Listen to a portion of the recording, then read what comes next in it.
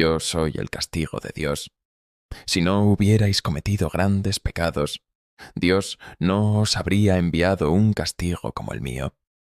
La mayor felicidad es dispersar a tu enemigo y expulsarlo delante de ti. Ver sus ciudades reducidas a cenizas.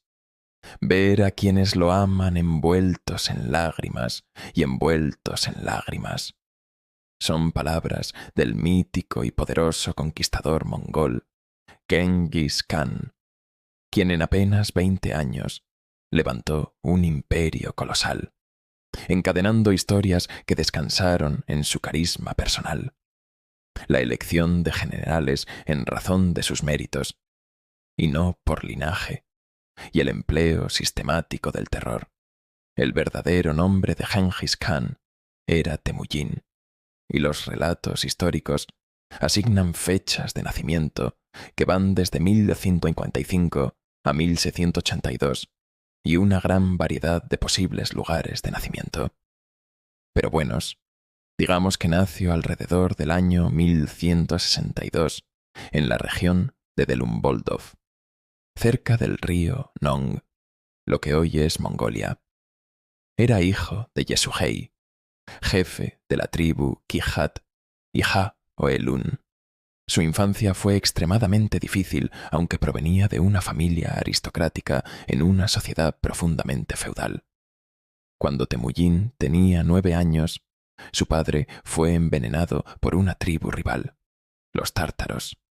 Sin protección de su padre, la familia de Temujin fue abandonada por su propio clan y tuvo que luchar para sobrevivir en las duras estepas mongolas. Esto hizo que el pequeño Genghis Khan fortaleciese su mente y aprendiese a luchar. Durante su juventud, Temujin fue capturado y esclavizado por la tribu Taichiu, pero logró escapar. Su habilidad para sobrevivir y su carisma comenzaron a atraer muchos seguidores. Formó alianzas con otros clanes y tribus mongolas, y poco a poco consolidó su poder. Un factor clave en su ascenso fue su capacidad para forjar alianzas a través del matrimonio y la diplomacia. En 1806, después de una serie de victorias sobre rivales tribales, fue proclamado Genghis Khan, que significa gobernante universal. Este personaje histórico ha pasado a la historia por su gran carisma, su carisma de líder. Las hazañas de Genghis son impresionantes, y entre sus víctimas se cuentan 2 de los estados más poderosos de aquel momento, los imperios Jurchen y Juarezmio. Y podemos resumir la receta del éxito de Genghis Khan con una frase: la instauración de una meritocracia en el ejército. O también, lo que es lo mismo, la selección de hombres para puestos de responsabilidad por sus cualidades personales y no por su pertenencia a la aristocracia mongolana. Dicho esto, podemos decir que Genghis Khan dispuso de un grupo de hombres que le fueron absolutamente fieles. Como he dicho antes, Genghis Khan destacaba por su carisma. Incluso hombres como Hebe, que había matado de un flechazo al caballo de Genghis Khan durante una batalla. Hombres que habían sido sus enemigos y a los que había perdonado les fueron infinitamente fieles. Y todo esto lo logró por su carisma. Fue el carisma del conquistador mongol lo que permitió disfrutar de la lealtad incondicional de sus soldados. Tras una confusa batalla contra los Taichiut, una tribu mongola que se negaba a reconocerles como Khan, acabó tirado en el campo de batalla con una herida en el cuello, y fue salvado por Helme, uno de sus guerreros que le cuidó toda la noche, y llegó a infiltrarse en el campamento enemigo para conseguir leche de yegua para su sediento y malherido Khan.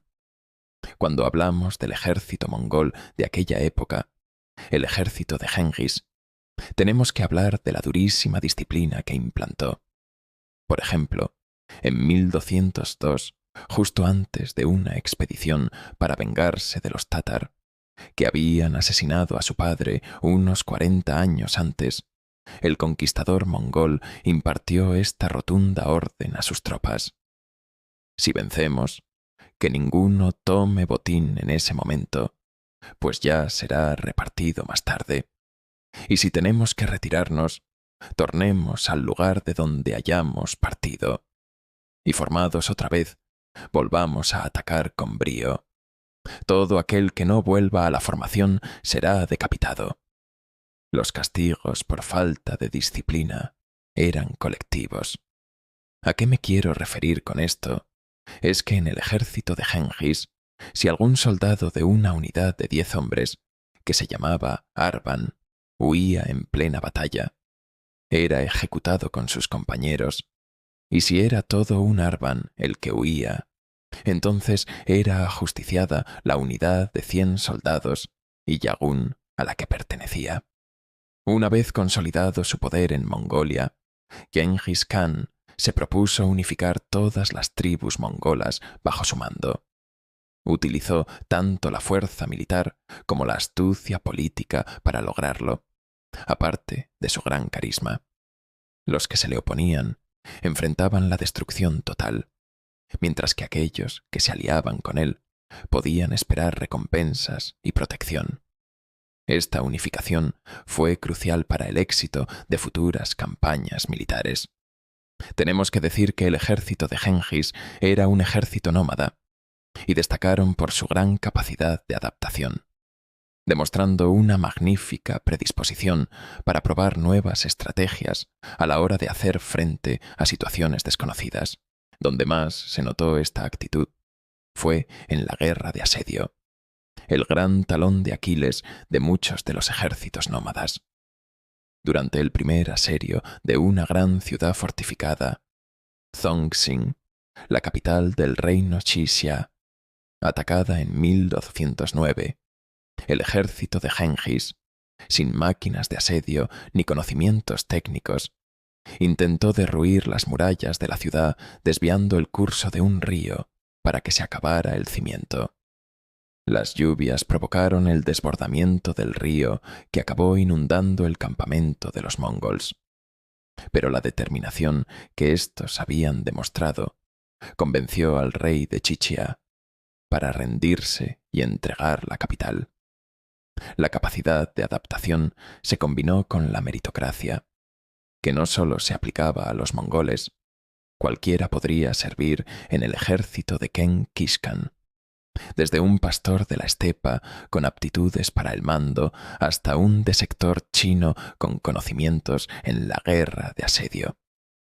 La primera gran campaña fuera de Mongolia fue contra el imperio Jin en el norte de China.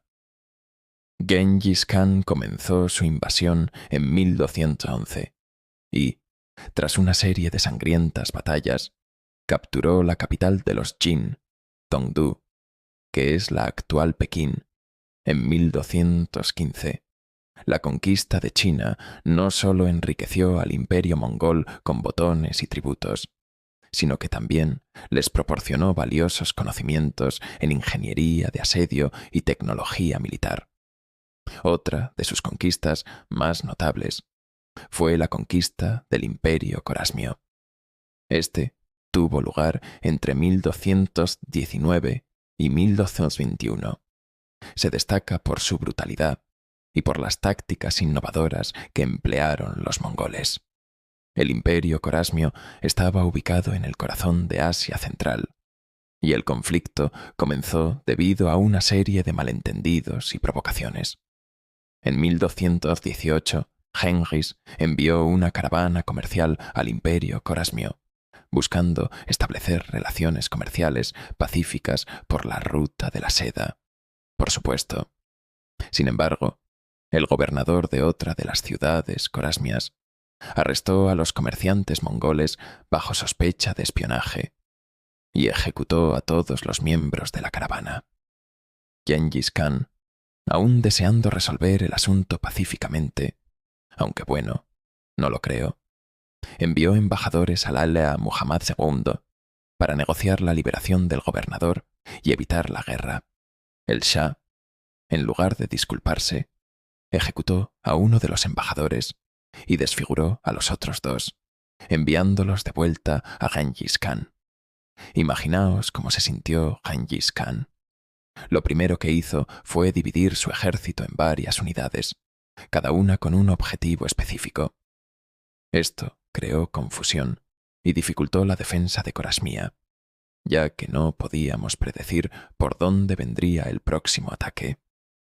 Gengis Khan envió una fuerza avanzada para atacar las ciudades fronterizas y crear una distracción, mientras los corasmios concentraban sus fuerzas en defender estas áreas. Gengis Khan y el grueso de su ejército hicieron una marcha rápida y oculta a través del desierto de Hilkum, pues sorprendiendo la defensa con las mías. Los mongoles se convirtieron en expertos en técnicas de asedio, habiendo aprendido mucho de sus campañas en China. Usaron catapultas, torres de asedio y otras máquinas de guerra para atacar las fortificaciones de las ciudades corasmías. Estas técnicas les permitieron capturar rápidamente ciudades fuertemente defendidas como Bukhara, Samarcanda y Urgench. Muhammad II, incapaz de resistir el avance mongol, huyó hacia el oeste, dejando su pueblo y su imperio a su suerte. Gengis Khan envió destacamentos para perseguirlo. Muhammad II murió en una isla en el mar Caspio, abandonado y derrotado. Su hijo intentó resistir a los mongoles, pero también fue eliminado y obligado a huir. Gengis Khan era un partidario de utilizar el terror como arma. Probablemente el componente más polémico del estilo de guerra mongol fue el terror. En sus conquistas de estados sedentarios, Gengis Khan aplicó premeditadamente una política del miedo, difundida a través de la violencia. Esto significa que cuanto más se resistía a una zona, más cruel era la actuación de los mongoles y los aterrorizados supervivientes de la represalia, a los que a menudo dejaban escapar los propios mongoles, eran los involuntarios portadores del mensaje de que toda resistencia contra el invasor era inútil. El conquistador era un acérrimo defensor de la mediocracia, que dio continuidad a aquel inmenso estado. De esta forma, evitó que sus conquistas fueran simplemente una gigantesca operación de saqueo, y logró que se convirtieran en la base de lo que, al cabo de unas pocas décadas bajo el gobierno de su nieto, llegó a ser el imperio terrestre más extenso de la historia. Gengis no era solo un conquistador, sino también un hábil administrador. Estableció un conjunto de leyes conocido como yasa, que se aplicaba a todos los súbditos del imperio mongol. Estas leyes promovían la disciplina militar, la lealtad, y castigaban severamente el robo y la traición. Bajo su liderazgo, se garantizó la libertad de religión y se incentivaron el comercio y la comunicación entre las diferentes partes del imperio, el cual se caracterizaba por una organización militar y administrativa eficiente. Dividió su imperio en unidades administrativas llamadas tumen, cada una de las cuales estaba compuesta por 10.000 soldados. Estas unidades eran autosuficientes y podían moverse rápidamente por el vasto territorio mongol. Gengis Khan también implementó un sistema de correo llamado YAM que facilitaba la comunicación rápida entre diferentes partes del imperio. Hay un sinfín de teorías sobre la muerte del conquistador mongol más importante de la historia. Hay algunas que dicen que una princesa lo apuñaló y lo castró. Otras que dicen que murió de la peste bubónica. Pero bueno, el fallecimiento de Gengis Khan ha sido en todo momento una incógnita para la historia.